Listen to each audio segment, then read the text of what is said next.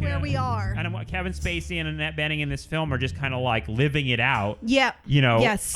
There's nowhere to go. It's right. just kind of, and it feels like the historical moment wouldn't really match this film at all right now. It wouldn't, because I would say even people we know who are deeply embedded in suburban life and who, are similar in various ways to this couple, in the last few years have shifted their own gears in terms of paying attention to the world, being concerned with other things, even though, people are still obviously concerned with their fucking blinds and their curtains and their silk couches or whatever the fuck, because that's just, it's part of how we function.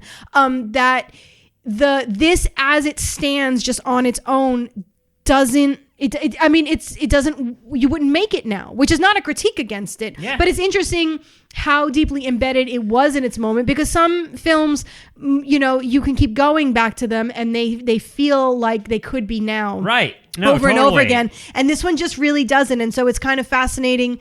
Those 70s movies. Yes. We watched The Conversation with Gene Hackman. Oh my God. Like, not only does this film still have things to say about like surveillance tech and shit like that, but like it's like it captures something about human loneliness that's so deep that it resonates immediately. That being said, American Beauty is not a totally unresonant film. No, like I said, I was wiped out emotionally at the end of this movie, because it really does have that sort of 6 Feet Under type ending. Yeah. It does ask you at the end, and I think this is what I really think this is to end on a note of like why we even talked about this movie in the first place. If we think it's so overrated and dumb. No, it's not it's that an important simple. film. It had a huge cultural impact, including on us. Mm-hmm. And it made one of my professors quit her job and move to Tennessee because the film really spoke to her in saying like, live your life.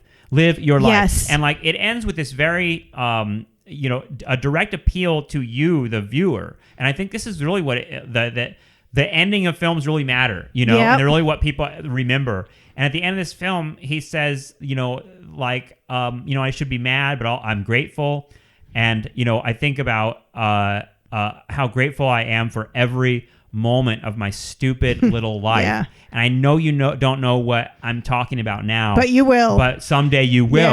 And I remember that just being like, even at 21, watching this film, being like, Jesus. Holy shit, It really throws mortality in your face and says, like, it's literally a dead guy at 42 years old saying to you, don't waste it. Yeah. Don't waste your fucking life. And like that part of it, I think, really ripped into Americans. And that tells you that there are a lot of Americans who do feel they're wasting their life. Yes. And I think... Or fear it. Yes. And I think that's Alan Ball's probably his greatest strength as an artist, as a writer, to like translate that or to show you that, and that is really fucking meaningful, because lots of films don't.